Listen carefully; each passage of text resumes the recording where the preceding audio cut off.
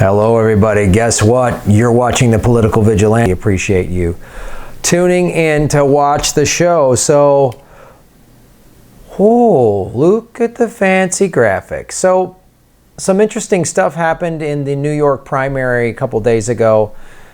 The Democratic Party purged the polls, the rolls, whatever, at the polling places. Nomiki Konst even was live streaming her fact that she was not on the voter roll.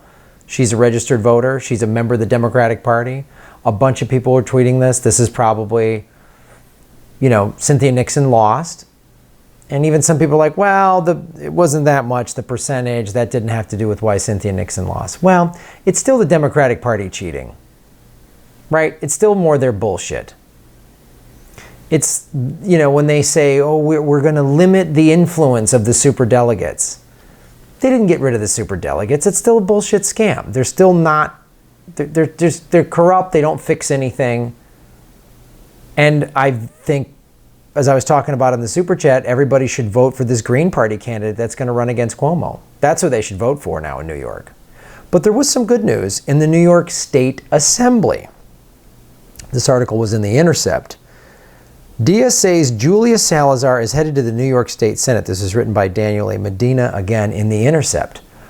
This is big. And this is the thing I'm talking about. Why it starts at a local small level. Get real progressives. Get real socialists in there. The DSA is getting so much traction. They're opening up, the state that they're opening up the most offices in is Texas.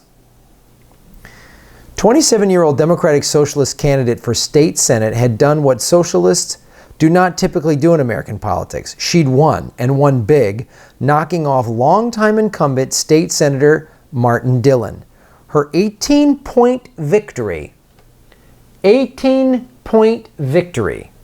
barely squeak by, over the four-term establishment incumbent, 4 terms, was another watershed moment for the Democratic Socialists of America, whose rise in American politics in the Donald Trump era went into hyperdrive in June with Alexandria Ocasio-Cortez's shock victory. She beat an incumbent, a 4-term incumbent, who used all these tactics. She's a millennial. Because one of the things she talked about was renters' rights, because there's all this gentrification coming in, of course, which is happening all over the country. It's happening in LA. It's happening all over New York. It's happening in all kinds of cities. If you live in a major city in America, it's probably happening. He tried to paint her as part of the gentrification. This is what their platform.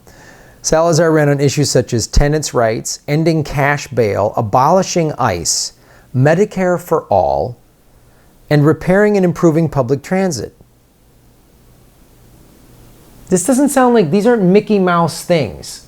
This doesn't sound like centrist appeasement, does it? Abolish ICE, Medicare for all, tenants' rights. That doesn't sound like bullshit platitudes, does it? Because she probably didn't think she was going to win. So she's like, I'm going to run on what I believe in. We get more DSA people in state assemblies, things are going to change. So I'm talking about why I say get involved in your school board race. Get a progressive on your school board. Get a progressive in your city council. Get a progressive to run for your county supervisor if you live rural district, your county sheriff, whatever. Get candidates that you know are not going to support fracking. They're going to want Medicare for all. She's running to represent the 18th district, which includes large swaths of Greenpoint, Bushwick, and Williamsburg, 3 historically working-class immigrant neighborhoods where skyrocketing rents have in recent years pushed out longtime residents in favor of wealthier, usually white, newcomers. What's really interesting, though, is how they're shaking up the state assembly in Albany, which is the capital of New York, right? For 8 years, Albany has been a sort of personal fiefdom for Governor Andrew Cuomo. One of the lasting consequences of the governor's backroom deals and power grabs was a Republican-controlled state Senate, which actually corporate Democrats love that. Because they can just say, oh, the Republicans are blocking me, right? This is what Cuomo did.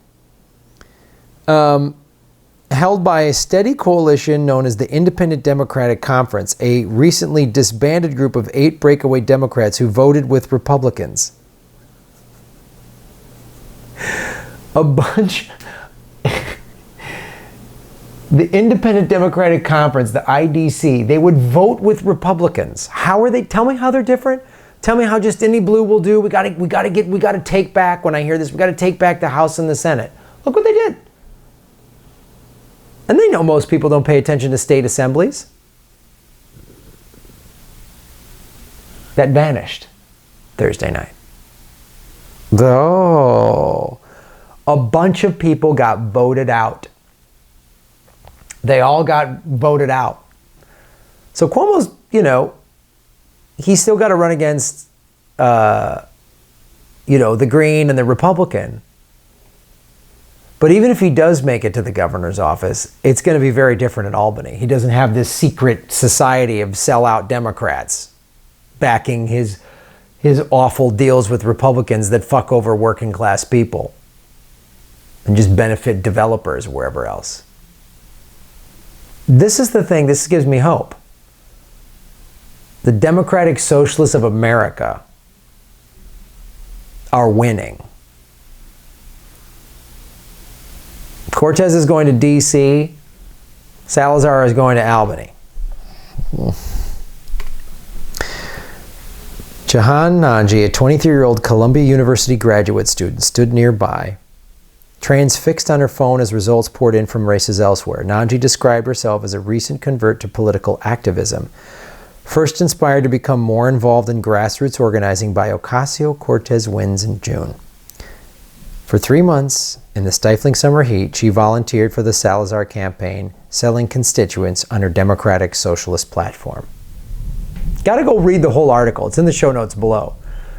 Because it goes into Salazar was like in this bar, like didn't think she was, oh my God, I'm winning. See what happens when you get involved? Bunch of millennial activists shaking up the corrupt New York State Assembly. It could happen in your state. Maybe it's you. See what happens? We're getting beachheads. That's what that progressive that was running in Massachusetts said, Bill Cimbello. He said, we just need to establish beachheads. It's not going to happen overnight. It needs to happen quicker than because the clock is ticking. 2030 is the year scientists are predicting that if we do not do drastic measures to reverse climate change, after 2030, it'll be too late. So we got less than 12 years to do something about it, and we need stuff like this to happen. So, Ms. Salazar, don't back down when you get to the state assembly and they try to buckle you and buy you. That's what they're going to try to do. Hey, play ball. Here's a little deal here, a little something here for you, a little check here. That's what they're going to try to do. That's what they're going to try to do. Don't fall for it. Guys, thank you so much for watching the show. Please go to the Patreon, need your help. I've got a show coming up this weekend in Los Angeles, September 22nd at 8 p.m. at the Corbin Bowl in beautiful Tarzana. And they got this cool lounge. We're turning it into a comedy club. Sam Tripoli from Tinfoil Hat's going to be there. Kira Sultanovich from The Tonight Show. My friend Jim Bruce. A bunch of other comics. It's a great show. Come check it out. It's at GrahamElwood.com. Also, Progressive Comedy Tour. Ron Placone and I are coming to Sacramento November 2nd, San Francisco November 3rd. Please check it out. Support the show. And remember, all of you are making Gotham great again. Stay vigilant.